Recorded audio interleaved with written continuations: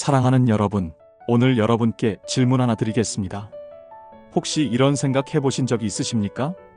우리 집안은 원래 가난해. 아버지도 그랬고, 나도 그렇고, 우리 자녀들도 그럴 거야. 아무리 노력해도 소용없어. 가난은 피할 수 없는 운명이야. 많은 분들이 이렇게 생각하십니다. 통계도 그렇게 말합니다. 경제학자들은 빈곤의 함정이라는 표현을 씁니다. 한 번 빠지면 헤어나기 어렵다는 겁니다. 하지만 오늘 저는 완전히 다른 이야기를 해드리려고 합니다. 세상의 통계를 뒤집는 하나님의 법칙이 있습니다. 시편 37편 25절 다윗의 고백입니다. 내가 어려서부터 늙기까지 의인이 버림을 당하거나 그의 자손이 걸식함을 보지 못하였도다. 의인의 자손은 구걸하지 않습니다. 가난이 대물림되는 게 아니라 복이 대물림됩니다. 목사님, 그게 정말 가능합니까? 우리 집은 3대째 가난한데요? 자녀가 빚에 허덕이는데 이게 바뀔 수 있습니까? 네, 가능합니다. 오늘 제가 나누려는 것은 밥상에서 1분이면 할 수 있는 기도입니다. 거창한 게 아닙니다. 특별한 재능도 필요 없습니다. 그냥 밥 먹기 전에 1분, 이 기도만 하시면 됩니다. 실제로 이 기도를 실천한 가정들에게 놀라운 일들이 일어났습니다. 2억 빚을 진 아들이 3년 만에 빚을 다 갚았습니다. 30대 백수 아들이 정규직으로 취업했습니다. 이혼 위기의 딸 가정이 회복되었습니다. 3대째 가난했던 집안에 복의 문이 열렸습니다. 과장이 아닙니다. 진짜로 일어난 일들입니다. 오늘 끝까지 함께 하시고 오늘 저녁 밥상부터 시작해 보십시오. 여러분 가정의 가난을 끊고 복의 대물림을 시작하는 날이 될 것입니다. 준비되셨습니까? 그럼 먼저 기도로 시작하겠습니다. 함께 기도하시겠습니다. 사랑이 풍성하신 아버지 하나님, 오늘 주님의 말씀 앞에 나아온 모든 자녀들을 축복하여 주시옵소서. 하나님, 우리 중에는 대를 이어 가난으로 고통받는 가정들이 있습니다. 부모도 힘들게 살았고 자녀들도 똑같이 힘들게 살고 있습니다. 빚에 쪼들리고 사업은 번번이 실패하고 기회는 오지 않고 우리 집안은 왜 이럴까? 탄식하는 부모들이 있습니다. 하나님, 오늘 이 시간을 통해 소망을 주시옵소서.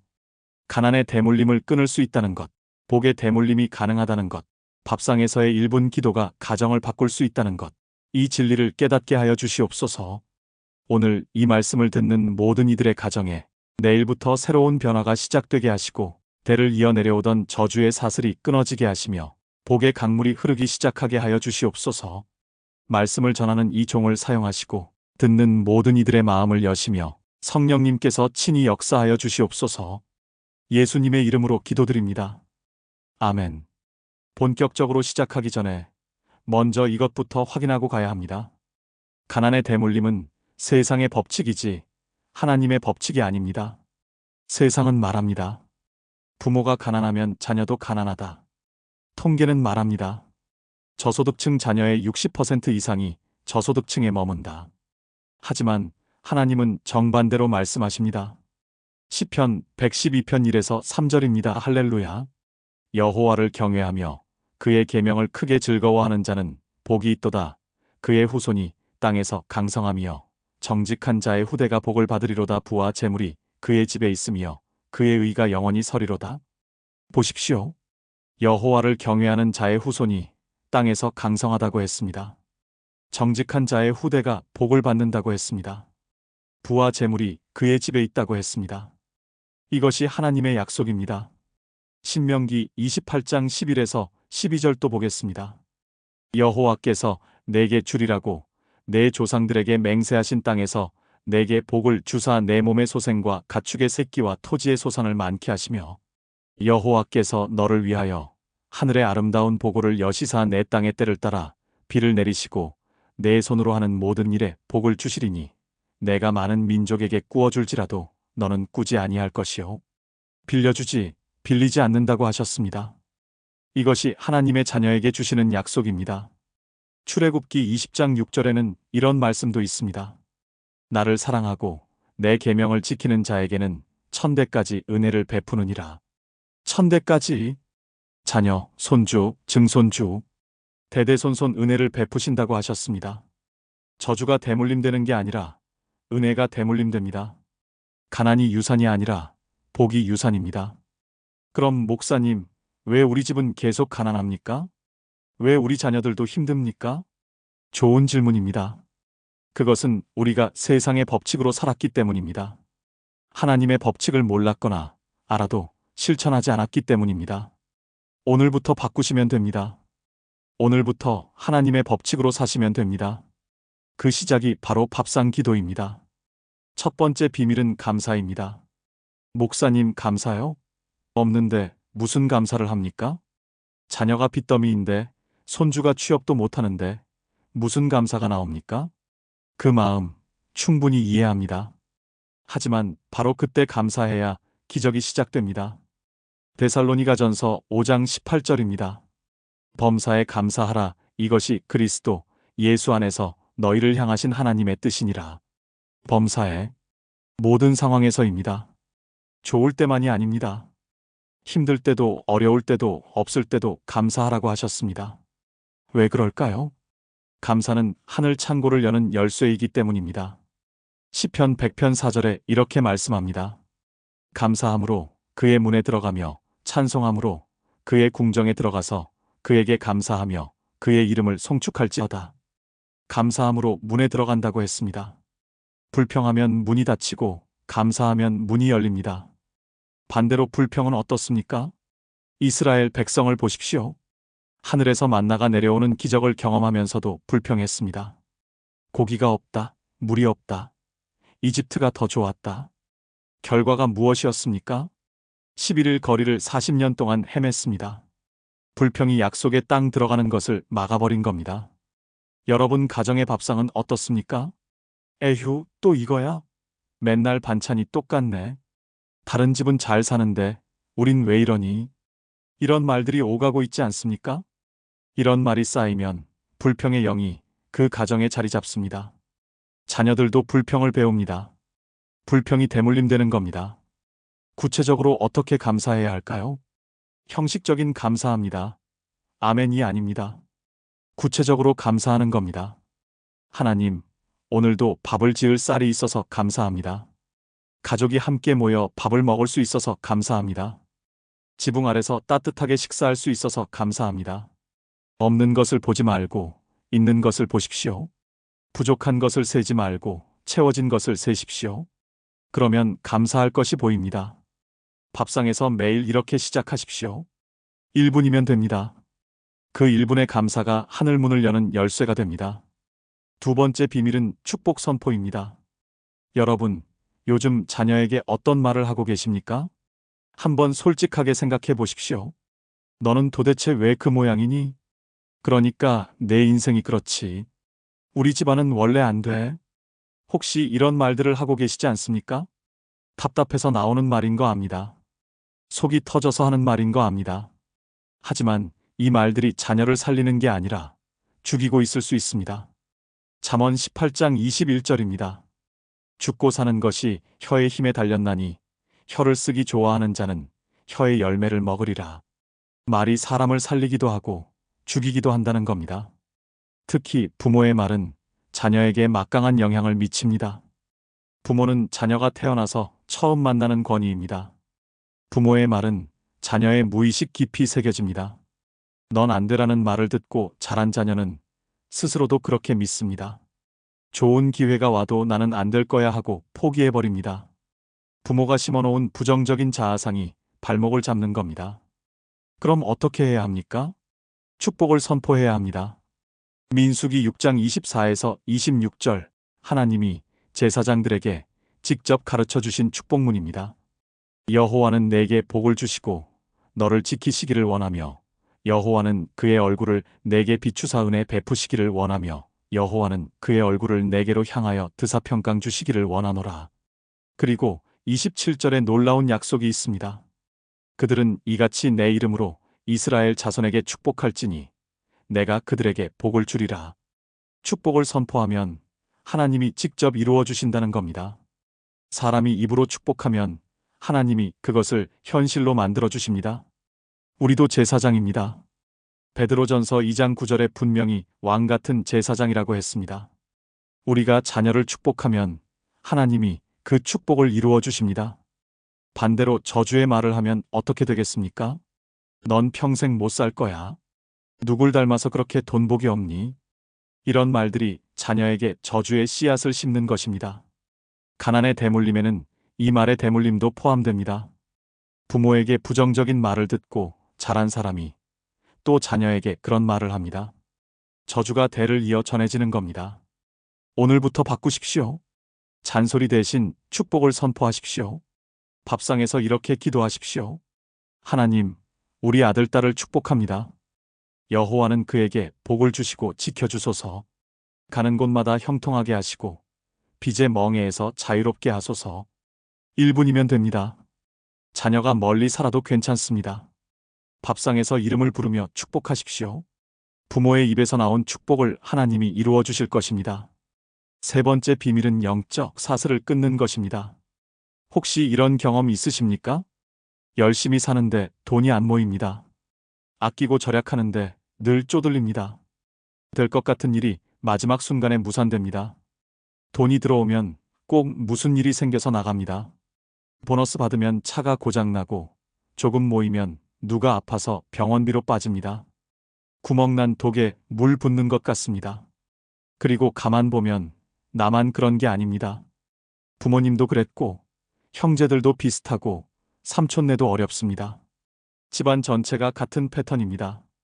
이것이 단순한 우연일까요? 성경은 보이는 세계 뒤에 보이지 않는 영적 세계가 있다고 말합니다. 에베소서 6장 12절입니다. 우리의 씨름은 혈과 육을 상대하는 것이 아니요 통치자들과 권세들과 이 어둠의 세상 주관자들과 하늘에 있는 악의 영들을 상대함이라. 우리의 진짜 싸움은 눈에 보이지 않는 영적인 싸움이라는 겁니다. 가난도 마찬가지입니다. 단순히 경제적인 문제가 아니라 영적인 문제일 수 있습니다. 가난의 영, 궁핍의 영이 가정에 자리 잡고 있을 수 있습니다. 어떻게 이런 영이 들어올까요? 여러 통로가 있습니다. 첫째, 조상의 죄입니다. 출애굽기 20장 5절에 조상의 죄가 3, 4대까지 미친다고 했습니다. 우상 숭배했던 조상, 무당이었던 조상, 점 보던 조상이 있다면 그 영향이 후손에게 올 수 있습니다. 우리나라는 오랫동안 무속 신앙이 있었습니다. 마을마다 당산나무가 있고 할머니 할아버지 중에 점쟁이 찾아가고 부적 붙이던 분들이 많았습니다. 이런 것들이 저주의 통로가 될 수 있습니다. 둘째, 본인의 죄입니다. 남의 것을 탐하거나 정직하지 못하게 돈을 벌었거나 11조를 드리지 않은 것도 포함됩니다. 말라기 3장에서 11조를 드리지 않은 것을 하나님의 것을 도둑질한 것이라고 하셨습니다. 셋째, 저주의 말입니다. 누군가 저주한 말, 심지어 자기 자신이 난 평생 못 살 거야 하고 말한 것도 영향을 미칩니다. 학계 1장 6절에 이런 말씀이 있습니다. 너희가 많이 뿌릴지라도 수입이 적으며 먹을지라도 배부르지 못하며 마실지라도 흡족하지 못하며 입어도 따뜻하지 못하며 일꾼이 삭슬 받아도 그것을 구멍 뚫린 전대에 넣음이 되느니라. 이번 돈을 구멍 뚫린 주머니에 넣는 것과 같다는 겁니다. 혹시 이게 우리 집 이야기 같으십니까? 그렇다면 영적인 점검이 필요합니다. 하지만 두려워하지 마십시오. 예수님이 이미 모든 저주를 십자가에서 해결하셨습니다. 갈라디아서 3장 13절입니다. 그리스도께서 우리를 위하여 저주를 받은 바 되사 율법의 저주에서 우리를 속량하셨으니 예수님이 저주를 대신 받으셨습니다. 우리는 예수님의 이름으로 그 권세를 선포하기만 하면 됩니다. 이미 이긴 싸움을 확인하는 것입니다. 밥상에서 이렇게 기도하십시오. 전능하신 하나님, 우리 가문에 내려오던 모든 저주를 예수님 이름으로 끊습니다. 조상의 우상 숭배로 인한 저주, 가난의 저주를 십자가 보혈로 끊어냅니다. 가난의 영, 궁핍의 영이여, 예수 이름으로 명하노니 떠나라. 1분의 기도입니다. 하지만 이 1분이 수십 년, 어쩌면 수대에 걸쳐 내려오던 사슬을 끊습니다. 예수님의 이름에는 모든 저주를 깨뜨리는 권세가 있습니다. 네 번째 비밀은 지혜를 구하는 것입니다. 많은 분들이 기도할 때 이렇게 기도합니다. 하나님, 돈 주세요. 부자 되게 해주세요. 물론 하나님은 우리의 필요를 아시고 채워주시는 분입니다. 그런데 단순히 돈만 달라고 하는 것보다 더 좋은 기도가 있습니다. 지혜를 구하는 기도입니다. 야고보서 1장 5절입니다. 너희 중에 누구든지 지혜가 부족하거든 모든 사람에게 후히 주시고 꾸짖지 아니하시는 하나님께 구하라 그리하면 주시리라. 지혜가 부족하면 구하라고 하셨습니다. 그러면 후히 주시겠다고 약속하셨습니다. 꾸짖지 않고 주시겠다고 하셨습니다. 왜 돈보다 지혜를 먼저 구해야 할까요? 잠언 4장 7절에 답이 있습니다. 지혜가 제일이니 지혜를 얻으라. 지혜가 있으면 돈을 벌 수 있습니다. 지혜가 있으면 번 돈을 지킬 수 있습니다. 지혜가 있으면 사기꾼을 분별할 수 있습니다. 지혜가 있으면 좋은 기회를 알아볼 수 있습니다. 그런데 지혜 없이 돈만 있으면 어떻게 됩니까? 금방 잃어버립니다. 복권 당첨자들의 통계를 보면 놀랍습니다. 대부분이 몇 년 안에 당첨금을 다 날립니다. 오히려 당첨 전보다 더 가난해지는 경우가 많습니다. 돈은 생겼는데 그 돈을 다룰 지혜가 없기 때문입니다. 솔로몬을 보십시오. 하나님이 무엇이든지 구하라고 하셨을 때 솔로몬은 무엇을 구했습니까? 열왕기상 3장 9절입니다. 듣는 마음을 종에게 주사 주의 백성을 재판하여 선악을 분별하게 하옵소서. 지혜를 구했습니다.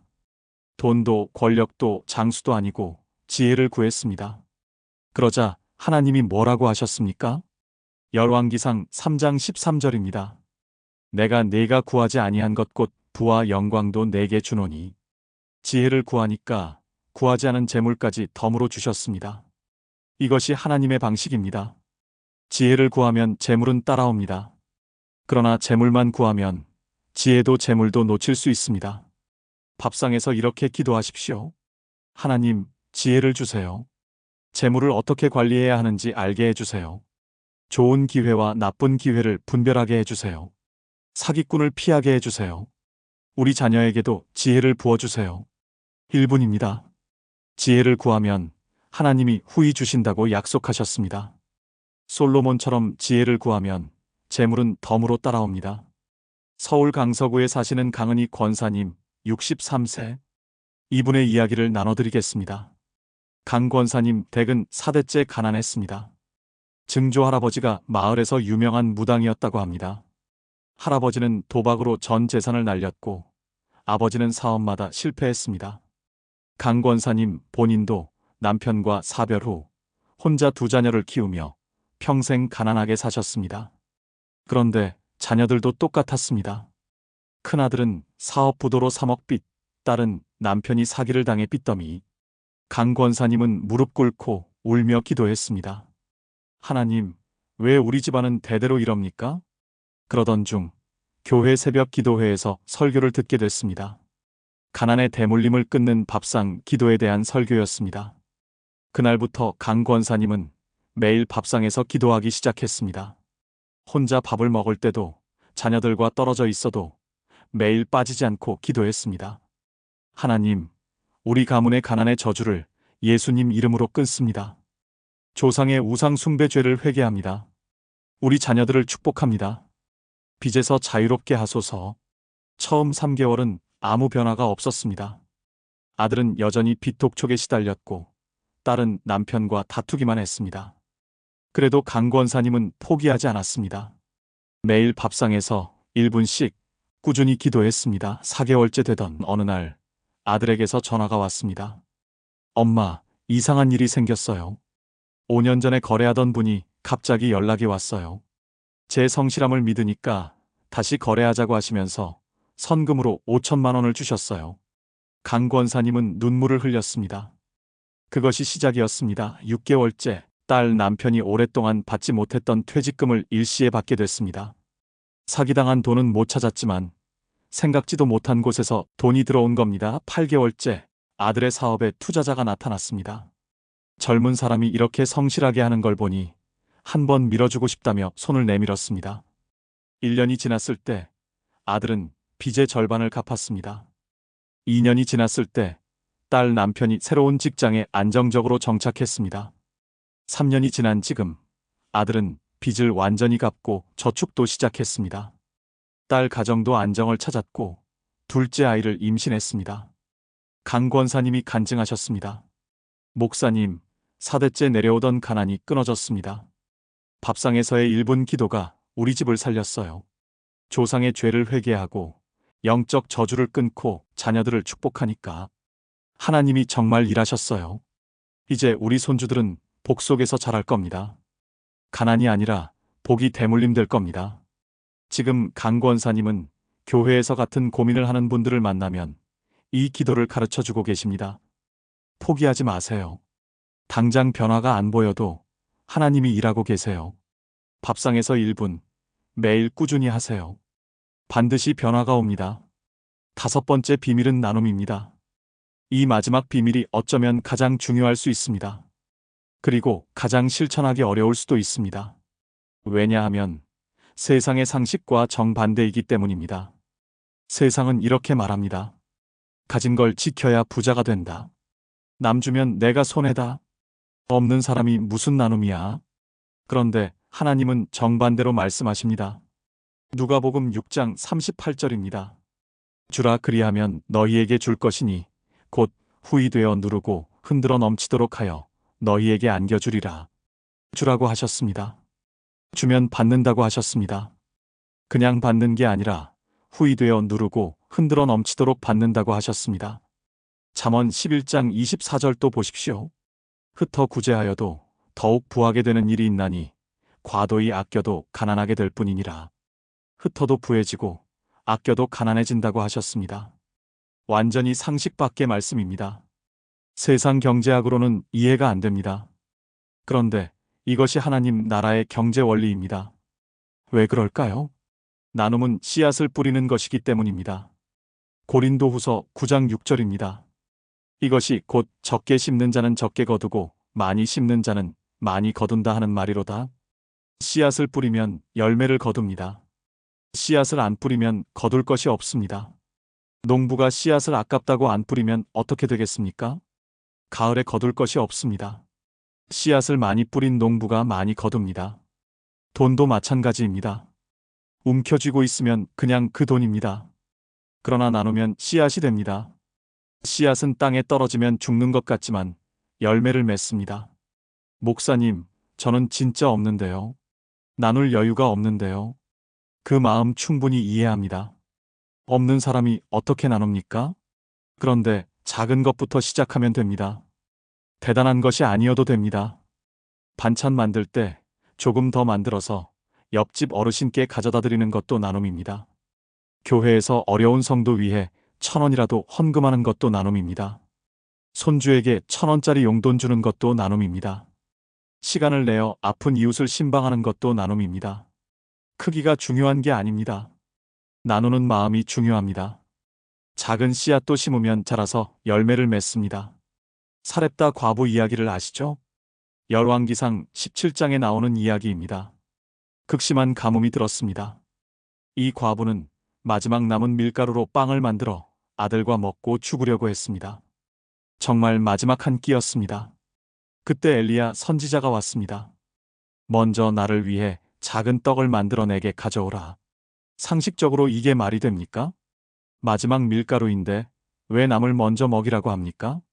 내 자식이 굶어 죽게 생겼는데 왜 남을 먼저 챙기라고 합니까? 그런데 과부는 순종했습니다. 믿음으로 마지막 밀가루를 나눴습니다. 결과가 어떻게 됐습니까? 열왕기상 17장 16절입니다. 여호와께서 엘리야를 통하여 하신 말씀같이 통에 가루가 떨어지지 아니하고 병에 기름이 없어지지 아니하니라. 밀가루가 떨어지지 않았습니다. 기름이 없어지지 않았습니다. 가뭄이 끝날 때까지 계속 채워졌습니다. 마지막 남은 것을 나눴는데 오히려 넘치게 된 겁니다. 이것이 나눔의 기적입니다.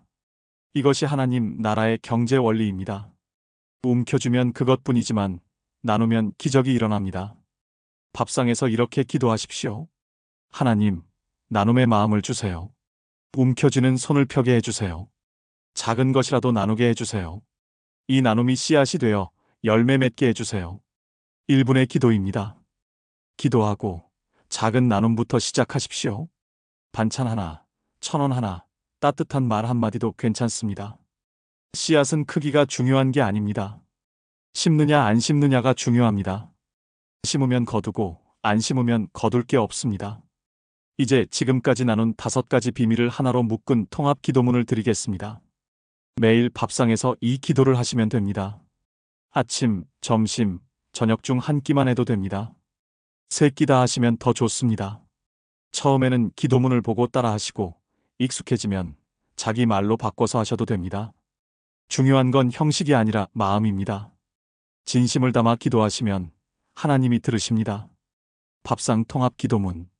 사랑하는 하나님 아버지, 오늘도 이 밥상 앞에 앉게 하시니 감사합니다. 부족해도 감사하고 어려워도 감사합니다. 가족과 함께 식사할 수 있으니 감사합니다. 하나님, 우리 자녀들을 축복합니다. 여호와는 그들에게 복을 주시고 지켜주시옵소서. 가는 곳마다 형통하게 하시고 빚의 멍에에서 자유롭게 하소서. 이 축복이 자녀에게, 손주에게 대대로 이어지게 하소서. 하나님, 우리 가문에 내려오던 모든 저주를 예수님 이름으로 끊습니다. 조상의 우상 숭배로 인한 저주, 가난의 저주를 십자가 보혈로 끊어냅니다. 가난의 영, 궁핍의 영이여, 예수 이름으로 명하노니 떠나라. 이제 우리 가정에 하늘의 복이 임하게 하소서. 하나님, 지혜를 주세요. 재물을 어떻게 관리해야 하는지 알게 해주세요. 좋은 기회와 나쁜 기회를 분별하게 해주세요. 사기꾼을 피하게 해주세요. 솔로몬에게 지혜를 주셨듯이 우리에게도 지혜를 부어주세요. 하나님, 나눔의 마음을 주세요. 움켜쥐지 않고 나누게 해주세요. 작은 것이라도 나누게 해주세요. 주면 받는다 하셨으니 믿음으로 나누겠습니다. 후이 되어 누르고 흔들어 넘치도록 채워주시옵소서. 우리 가정이 복의 통로가 되게 하소서. 예수님 이름으로 기도합니다. 아멘. 이 기도 얼마나 걸립니까? 1분입니다. 1분이면 됩니다. 하루 1440분 중에서 단 1분입니다. 그 1분이 여러분 가정의 가난을 끊습니다. 그 1분이 자녀의 미래를 바꿉니다. 그 1분이 대대손손 복의 유산을 만듭니다. 목사님, 정말 1분 기도로 가능합니까? 네, 가능합니다. 왜냐하면 하나님이 약속하셨기 때문입니다. 의인의 자손은 구걸하지 않는다고 약속하셨습니다. 여호와를 경외하는 자의 후손이 땅에서 강성해진다고 약속하셨습니다. 천대까지 은혜를 베푸신다고 약속하셨습니다. 하나님은 거짓말하지 않으십니다. 하나님의 약속은 반드시 이루어집니다. 중요한 것은 우리가 믿고 순종하느냐입니다. 오늘 저녁 밥상부터 시작하십시오. 내일로 미루지 마십시오. 지금 이 영상을 보고 계신 바로 이 순간이 전환점입니다. 오늘이 여러분 가정의 역사가 바뀌는 날입니다. 실천하실 때 몇 가지 도움이 될 만한 팁을 드리겠습니다. 첫째, 완벽하려고 하지 마십시오. 하루 빠졌다고 자책하지 마십시오. 어제 못했으면 오늘 하면 됩니다. 넘어졌으면 다시 일어나면 됩니다. 하나님은 완벽한 기도를 원하시는 게 아닙니다. 진심 어린 마음을 원하십니다. 둘째, 조급해하지 마십시오. 일주일 했는데 아무 변화가 없다고 포기하지 마십시오. 한 달 했는데 자녀 상황이 그대로라고 낙심하지 마십시오. 씨앗이 열매 맺으려면 시간이 필요합니다. 농부는 씨앗 심고 다음날 열매를 기대하지 않습니다. 물 주고 김 매고 기다립니다. 때가 되면 반드시 거둡니다. 어떤 분은 석 달 만에 변화가 오고 어떤 분은 1년이 걸립니다. 시간은 다르지만 하나님은 신실하십니다. 포기하지 않으면 반드시 응답하십니다. 셋째, 가족과 함께 하십시오. 가능하면 가족과 함께 하십시오. 배우자와 손잡고 기도하십시오. 자녀가 같이 살고 있다면 함께 기도하십시오. 처음에는 어색해도 점점 익숙해집니다. 가족이 함께 기도하면 능력이 배가 됩니다. 마태복음 18장 19절에 예수님이 말씀하셨습니다. 진실로 다시 너희에게 이르노니 너희 중에 2사람이 땅에서 합심하여 무엇이든지 구하면 하늘에 계신 내 아버지께서 그들을 위하여 이루게 하시리라. 2사람이 합심하면 하나님이 이루어 주신다고 하셨습니다. 가족이 멀리 살거나 함께하기 어려우면 혼자라도 하십시오.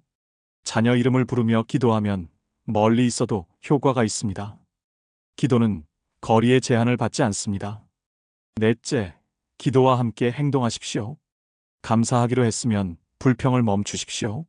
밥상에서 에휴, 또 이거야 하지 마십시오. 맛있다, 감사하다 말하십시오. 축복하기로 했으면 잔소리를 멈추십시오. 자녀에게 전화할 때 너 뭐하냐, 왜 그러냐 하지 마시고 사랑한다, 축복한다 말하십시오. 나누기로 했으면 실제로 나누십시오. 작은 것이라도 나누십시오. 기도만 하고 행동이 없으면 반쪽입니다. 기도와 행동이 함께 갈 때 완전한 열매가 맺힙니다. 다섯째, 기록을 남기십시오. 노트를 하나 준비하셔서 밥상 기도 일지를 써보십시오. 날짜와 함께 오늘 기도한 내용을 간단히 적으십시오. 그리고 변화가 있을 때마다 적어두십시오. 3월 15일 아들이 오랜만에 전화했다. 4월 2일 며느리가 어머니 사랑해요라고 문자 보냈다. 5월 20일 아들이 새 직장 면접 받는다고 연락 왔다. 이렇게 기록해두면 나중에 읽을 때 큰 은혜가 됩니다. 하나님이 어떻게 응답해 오셨는지 볼 수 있습니다. 믿음이 더 강해집니다. 사랑하는 여러분, 오늘 나눈 내용을 정리하겠습니다. 세상은 가난이 대물림된다고 합니다. 그러나 하나님의 자녀에게는 다른 법칙이 있습니다. 의인의 자손은 구걸하지 않습니다. 여호와를 경외하는 자의 후손은 땅에서 강성해집니다. 복의 대물림이 가능합니다. 그 비밀은 거창한 것이 아닙니다. 밥상에서 드리는 1분 기도입니다. 5가지 비밀. 감사의 기도 없어도 감사하면 하늘 창고가 열립니다. 축복 선포. 자녀에게 축복을 선포하면 하나님이 이루십니다. 영적 사슬 끊기. 조상의 죄와 가난의 영을 예수 이름으로 끊습니다. 지혜 구하기. 지혜를 구하면 재물은 덤으로 따라옵니다. 나눔의 씨앗. 작은 것이라도 나누면 열매를 거둡니다. 이 5가지를 매일 밥상에서 기도하십시오. 30일만 실천해 보십시오. 분명히 변화가 시작될 것입니다. 여러분의 가정이 달라질 것입니다. 자녀들의 형편이 나아질 것입니다. 대를 이어 내려오던 가난의 사슬이 끊어질 것입니다. 복의 대물림이 시작될 것입니다. 오늘 저녁 밥상부터 시작하십시오. 지금 이 영상을 보고 계신 바로 이 순간이 전환점입니다. 내일로 미루지 마십시오. 오늘 시작하십시오. 하나님께서 여러분의 믿음을 보시고 응답해 주실 것입니다. 이제 마지막으로 이 영상을 보시는 모든 분들의 가정을 위해 축복 기도를 드리겠습니다. 잠시 눈을 감아 주십시오. 마음을 모아 주십시오. 제가 기도하는 동안 아멘으로 동의해 주십시오. 함께 기도하시겠습니다. 사랑이 풍성하신 아버지 하나님, 이 시간 이 영상을 끝까지 시청하신 모든 성도님의 가정을 축복합니다. 하나님, 이 가정들의 가난의 대물림을 끊어주시옵소서. 대를 이어 내려오던 저주의 사슬을 예수님 이름으로 끊습니다. 가난의 영, 궁핍의 영, 빚의 영, 파산의 영이여 예수 그리스도의 이름으로 명하노니 이 가정들에서 떠나라. 더 이상 이 가정들을 괴롭히지 못할 것이다. 하나님, 이제 복의 대물림을 시작하게 하소서. 축복의 유산이 흐르게 하소서. 밥상에서 드리는 1분의 기도가 씨앗이 되어 풍성한 복의 열매를 맺게 하소서. 자녀들의 빚이 청산되게 하소서. 사업이 회복되게 하소서. 취업의 문이 열리게 하소서. 넉넉함이 임하게 하소서. 이 성도님들이 빌리지 않고 빌려주는 가정이 되게 하소서. 받기만 하는 가정이 아니라 나누는 가정이 되게 하소서. 복의 통로가 되게 하소서. 여호와는 이 성도님들에게 복을 주시고 지켜주시옵소서. 여호와의 얼굴을 비추사 은혜 베푸시옵소서. 여호와의 얼굴을 향하여 평강 주시옵소서. 이 복이 자녀에게, 손주에게, 천대까지 이어지게 하소서.